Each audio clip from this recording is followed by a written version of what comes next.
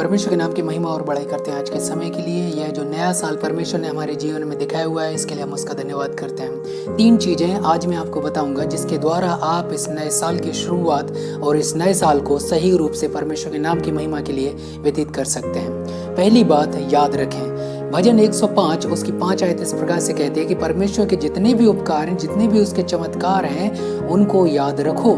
जब हम उन चीज़ों को याद रखते हैं तो हम उन आशीषों को भी याद रखते हैं जो परमेश्वर ने हमारे जीवन में की हुई हैं। परमेश्वर ने कितने ही सारे उपकार हमारे जीवन में किए हुए हैं, उन उपकारों को आप कभी मत भूलिएगा।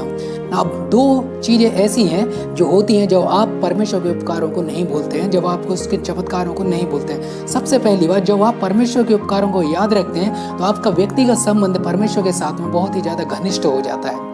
दूसरी बात, जब आप परमेश्वर के उपकारों को याद रखते हैं तो आपके जीवन में एक ऐसा विश्वास होता है कि परमेश्वर ने यदि पिछले समय में मेरे जीवन में यह कार्य किया है तो भविष्य में भी यह कार्य मेरे जीवन में करेगा। इसका मतलब यह है कि यदि आप भविष्य में किसी भी परेशानी में पड़ते हैं तो आप उस परेशानी से हार नहीं मानेंगे।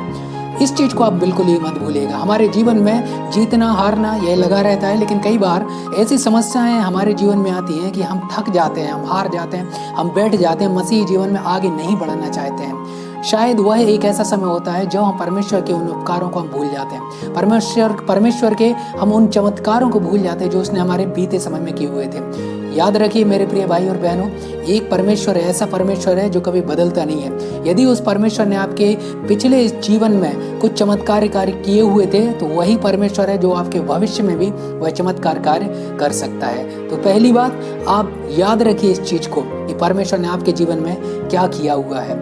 दूसरी बात, आपको रिफोकस करना है। जो आपका ध्यान है उसको एक तरफ लेकर आना है। आपका ध्यान शायद कई जगहों पर बटा होगा, लेकिन उस सारे ध्यान को आपको एक जगह लेकर आना है। फिलिपियों की पत्री उसका पहला अध्याय उसकी 21 आयत इस प्रकार से कहती है, ये पौलुस यीशु मसीह के विषय में कहता है, क्योंकि मेरे लिए जीना मसीह और मर जाना मेरे लिए लाभ है। पौलुस ने एक उद्देश्य बना लिया था। जो पौलुस का फोकस था वह धन संपदा जायदाद नहीं थी, लेकिन उसका फोकस केवल एक था, वो था यीशु मसीह का प्रचार करना, यीशु मसीह के लिए जीवन व्यतीत करना। मेरे प्रिय भाई और बहनों, परमेश्वर का वचन हमें इस प्रकार से बताता है, पहला कुरिन्थियों उसके 15 अध्याय उसके 3 और 4 आयत में, कि हमारा जो सुसमाचार है वह यीशु मसीह की मृत्यु और उसका पुनरुत्थान हमारा सुसमाचार है, और वही हमारी एक आशा है। तो हमारा जो ध्यान है यदि किसी और जगह पर भटका हुआ है, हमें उस ध्यान को केंद्रित करना है और केवल यीशु मसीह पर उस ध्यान को हमें लगाना है। जितना भी जीवन आप व्यतीत करें, चाहे कम जीवन हो चाहे बहुतायत का जीवन हो, जितना भी जीवन आप व्यतीत करें वह केवल और केवल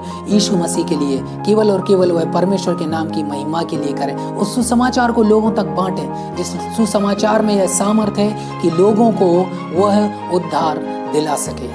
इब्रानियों की पत्री उसका 12 अध्याय उसकी 1 और 2 आयत में लिखा हुआ है कि अब हमारे विश्वास के कर्ता की ओर हमें ताकना है। वह विश्वास का कर्ता जिसने हमें विश्वास दिया हुआ है, वह ईश्वर जिसने हमें अभी तक संभाला हुआ है, जो हमारे लिए एक गवाही बना हुआ है, हमें उसकी ओर ताकना है। जब हम उसकी ओर ताकते हैं, जब हम उसकी ओर फोकस करते हैं, तो हमारे जीवन में चाहे कुछ भी समस्याएं आती रहे, वो समस्या हमें आगे बढ़ने से रोक नहीं सकती। मेरे प्रिय भाई और बहनों, इसीलिए रीफोकस करें।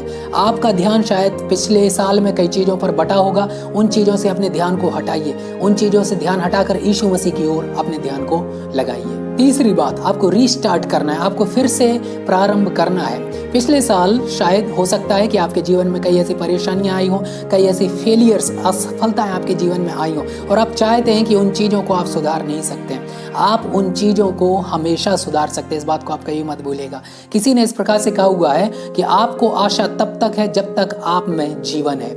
अभी तक आप जीवित हैं, परमेश्वर ने आपको यह सौभाग्य दिया हुआ है कि आप जीवितों के मध्य में पाए जाते हैं। इसका मतलब यह है कि परमेश्वर का कार्य आपके जीवन से अभी भी बाकी है, इसीलिए आप जीवित पाए जाते हैं। जो लोग हमारे मध्य में से चले गए हैं, परमेश्वर का कार्य उनके जीवन से पूरा हो चुका है, इसीलिए परमेश्वर ने उन्हें अपने पास में बुला लिया। लेकिन परमेश्वर ने आपको यह अवसर प्रदान किया हुआ है, तो अपनी असफलताओं से आप घबराइए मत, रीस्टार्ट कीजिए उन चीजों को। फिर से आप परमेश्वर के नाम की महिमा के लिए चीजों को कर सकते हैं। लूका रचित सुसमाचार उसके 19 अध्याय में हमें जक्कई के विषय में एक बात पता चलती है कि जक्कई का जीवन था वह जीवन बड़ा ही पापमय जीवन था। लेकिन जब जक्कई के जीवन में यीशु मसीह प्रवेश करता है तो जक्कई अपने जीवन को रीस्टार्ट करता है। जक्कई क्या कहता है, जब प्रभु यीशु मसीह उसके घर में भोजन करने के लिए आता है तो जक्कई खड़ा होकर यह कहता है कि मैंने पाप किया है, मैं पापी हूँ, और मैंने जितने भी लोगों से जितने भी लोगों से मैंने किसी अन्याय के साथ में पैसा कमाया हुआ है, मैं 4 गुना उनको लौटा दूंगा। मेरे प्रिय भाई और बहनों, जक्कई ने रीस्टार्ट किया अपने जीवन को, आप भी कर सकते हैं। परमेश्वर हम सभी को अपॉर्चुनिटी देता है, परमेश्वर हम सभी को अवसर देता है, लेकिन हम में से कई लोग उस अवसर को पहचान नहीं पाते हैं। हमें से कई लोग उस अवसर का लाभ नहीं उठा पाते हैं।